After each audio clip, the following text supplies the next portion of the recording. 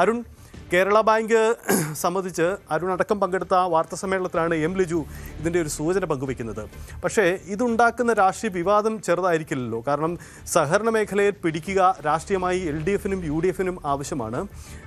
നിലവിൽ ഈ ജില്ലാ തല പഞ്ചായത്ത് സംവിധാനങ്ങൾ സ്വന്തമാക്കി ജില്ലയുടെ രാഷ്ട്രീയ നേതൃത്വം നേടിയെടുക്കുക എന്ന രാഷ്ട്രീയ പാർട്ടികളുടെ ഒരു ലക്ഷ്യമുണ്ടല്ലോ. അതിന് ഈക്വലാണല്ലോ ജില്ലാ ബാങ്കുകളുടെ ഭരണം പിടിക്കുക എന്നതും.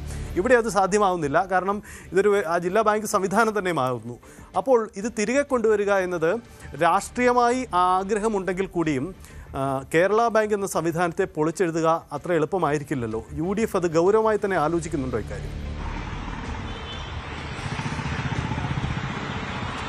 തീർച്ചയായിട്ടും സഹിത LDF-ഉം UDF-ഉം മാത്രമല്ല നേരത്തെ സഹകരണ മേഖലയിൽ അവരുടെ ആധിപത്യം ഉറപ്പിക്കാൻ ശ്രമിച്ചതെങ്കിൽ BJP-യും അതിശക്തമായ ഒരു മൂന്നാം മുന്നണി എന്ന രീതിയിൽ തന്നെ സഹകരണ ബാങ്കുകൾക്ക് പിന്നാലെയുണ്ട്. കേന്ദ്രത്തിന്റെ പല ഭേദഗതി നിർദ്ദേശങ്ങളും ഒക്കെ സംസ്ഥാനത്തിന് ആശങ്കയുണ്ടാക്കുന്നത്, LDF-നും UDF-നും ഇതുപോലെ ആശങ്കയുണ്ടാക്കുന്നത് കേന്ദ്ര സ്വാധീനം ഈ സഹകരണ മേഖലയിൽ കൊണ്ടുവരാൻ ശ്രമിക്കുന്നതിനെതിരെയാണ്. അതുകൊണ്ട് BJP-യും അതിലൊരു പ്രധാനപ്പെട്ട പ്ലെയറായി ഇതിനകം മാറിക്കഴിഞ്ഞു. ഏതായാലും സഹകരണ ബാങ്കുകളെ ചുറ്റിപ്പറ്റി കഴിഞ്ഞ സർക്കാരിന്റെ കാലത്ത് വലിയ ആരോപണങ്ങളാണ് ഉയർന്നു വന്നത്. കരിവന്നൂർ ഉൾപ്പെടെയുള്ള ബാങ്കുകൾ, അത് കരിവന്നൂർ CPM-നെതിരെയുള്ള ആരോപണമായി ഉന്നയിക്കാമെങ്കിൽ കോൺഗ്രസും മുസ്ലിം ലീഗും BJP-യും ഒക്കെ ഭരിക്കുന്ന ബാങ്കുകൾ പലതും ക്രമക്കേടുകളും കൊണ്ടും അതുപോലെ നടത്തിപ്പിലെ പോരായ്മകൾ കൊണ്ടും ഒക്കെ വലിയ പ്രതിസന്ധിയിലേക്ക് പോയത് നമ്മൾ കണ്ടതാണ്. എങ്കിലും കരിവന്നൂർ തന്നെയാണ് അതിലെ ഏറ്റവും പ്രധാനപ്പെട്ട ഒരു ഏട്. അത് ഉയർത്തിക്കാട്ടി കൂടിയാണ് ഇപ്പോൾ സഹകരണ മേഖല ആകെ കുത്തഴിഞ്ഞു, അത് പിടിക്കണമെന്ന ആവശ്യവുമായി കോൺഗ്രസ് രംഗത്ത് വരുന്നത്. സഹിത് സൂചിപ്പിച്ചത് അത്രത്തോളം എളുപ്പമുള്ള ഒരു പണിയായിരിക്കില്ല അത്. വളരെ വലിയ നിയമ പോരാട്ടങ്ങൾ വേണ്ടിവരും. സ്വാഭാവികമായും CPM അവരുടെ ഏറ്റവും പ്രധാനപ്പെട്ട ഒരു അടിത്തറ കൂടിയായ സഹകരണ ബാങ്കുകൾ പിടിച്ചു നിർത്താൻ ഏതറ്റം വരെയും പോയി രാഷ്ട്രീയമായും നിയമപരമായും ഒക്കെ അവർ മുന്നോട്ട് പോകും. റിസർവ് ബാങ്കിന്റെ അനുമതി വരേണ്ടതുണ്ട്. അത്തരം നിരവധി കടമ്പകളുണ്ട്. പക്ഷേ രണ്ട് മുന്നണിയും വിട്ടുകൊടുക്കാതെ ഒപ്പം BJP-യും ഈ സഹകരണ മേഖലയിൽ തങ്ങളുടെ ആധിപത്യം ഉറപ്പിക്കാൻ ശ്രമിക്കുകയാണ്. നമുക്കറിയാം ഈ സഹകരണ മേഖല എങ്ങനെയാണ് പാർട്ടികൾക്ക് ഏറ്റവും പ്രധാനമായി മാറുന്നത്.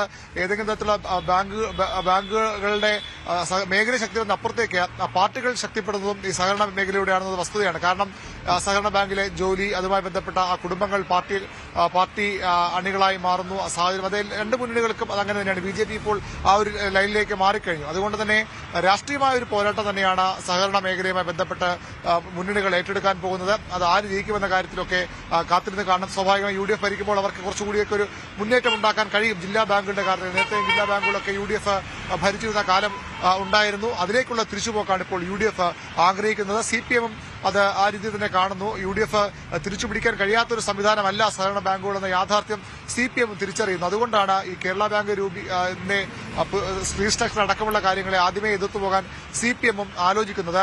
ഈ നിയമസഭയിൽ കോൺഗ്രസ് നടത്തുന്ന നീക്കവും വളരെ ശ്രദ്ധേയമാണ്. നേരത്തെ നമ്മൾ കണ്ടതുപോലെ പയ്യന്നൂരിന്റെയും തളിപ്പറമ്പിന്റെയും ഒക്കെ MLA-മാരെ മുൻ CPM നേതാക്കളെ മുന്നിൽ നിർത്തിയാണ് സഹകരണ മേഖല, പയ്യന്നൂരിലടക്കം സഹകരണ മേഖലയിലെ പ്രശ്നങ്ങളാണ് അവിടെ CPM-ന് സീറ്റ് നഷ്ടപ്പെടാൻ ഇടയാക്കിയത്. ആ MLA-മാരെ മുന്നിൽ നിർത്തിക്കൊണ്ട് ഈ കേരള ബാങ്കിന് പകരം ജില്ലാ ബാങ്കുകളിലേക്കുള്ള പോക്ക് എന്ന ഒരു ആവശ്യം കോൺഗ്രസ് UDF മുന്നോട്ട് വയ്ക്കുകയാണ്. അവർ അതിനൊരു കളമൊരുക്കുകയാണ്. വലിയ അഴിമതി നടന്നിട്ടുണ്ട്, വലിയ ക്രമക്കേട് നടന്നിട്ടുണ്ട്, അത് തിരിച്ചു പോകണം. മാത്രമല്ല ഇതൊരു കോർപ്പറേറ്റ് സംവിധാനമായി സഹകരണ ബാങ്ക് നമുക്ക് ജനങ്ങളുമായി ചേർന്ന് നിൽക്കുന്ന ഒന്നാണ്. പ്രത്യേകിച്ച് ഗ്രാമീണ മേഖലകളിലൊക്കെ അത് വളരെയധികം ജനങ്ങൾക്ക് ഏറ്റവും വേണ്ടപ്പെട്ട ഒരു സംവിധാനമാണ്. അത് അങ്ങനെയല്ല, പകരം ഇപ്പോൾ ഒരു കോർപ്പറേറ്റ് സംവിധാനമായ ഒരു ആ രീതിയിലേക്ക് മാറുന്നു. അതല്ല കേരള ബാങ്കിന് വേണ്ടത്.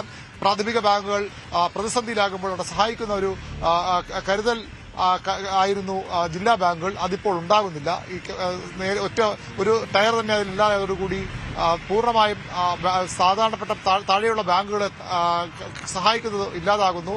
അതുകൊണ്ടുകൂടിയാണ് ഇപ്പോൾ ഈ തകർച്ചയും ക്രമക്കേടുകളുമൊക്കെ വ്യാപകമാകുന്ന ഒരു വാദം കൂടി കോൺഗ്രസ് മുന്നോട്ട് വയ്ക്കും. ഏതായാലും വലിയ രാഷ്ട്രീയ നിയമ പോരാട്ടങ്ങൾക്ക് വഴിവെക്കുന്ന ഒരു നീക്കമാണ് ഇപ്പോൾ കോൺഗ്രസ് നടത്തുന്നത്. പക്ഷേ അതിൽ നിന്ന് അവർ പിന്മാറില്ല. എം ലിജുവിന്റെ വാക്കുകൾ വളരെ വ്യക്തമായിരുന്നു.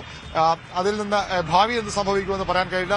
ഞങ്ങൾ അത്തരം നീക്കങ്ങൾ നടത്തും, അതാണ് UDF-ന്റെ രാഷ്ട്രീയ നിലപാടും ശരിയെന്നും എം ലിജു സഹകരണ മന്ത്രി പറയുമ്പോൾ കോൺഗ്രസ് UDF തയ്യാറെടുത്തു കഴിഞ്ഞു. കേരള ബാങ്കിന്റെ റീസ്ട്രക്ചറിലേക്ക് പഴമയിലേക്കുള്ള അല്ലെങ്കിൽ ഈ ജില്ലാ ബാങ്കുകളിലേക്കുള്ള തിരിച്ചുപോക്കിന് UDF രാഷ്ട്രീയമായി തയ്യാറെടുപ്പ് തുടങ്ങിക്കഴിഞ്ഞു. അതിനെ പ്രതിരോധിക്കാൻ, പിടിച്ചു നിൽക്കാൻ CPM-ഉം ശക്തമായ നടപടികളുമായി മുന്നോട്ട് പോവുകയാണ്. സംസ്ഥാന സെക്രട്ടറിയുടെ കത്ത് ഇതിനുള്ള ഒരു തുടക്കമായി തന്നെ നമ്മൾ കാണേണ്ടതുണ്ട്. യെസ്, അതാണ് അരുൺ സൂചിപ്പിച്ചതാണ് അതിൻ്റെ രാഷ്ട്രീയം. കാരണം സംസ്ഥാനത്തിൻ്റെ പൊതുരാഷ്ട്രീയവുമായി ചേർന്ന് പോകുന്നതാണ് സഹകരണ മേഖല.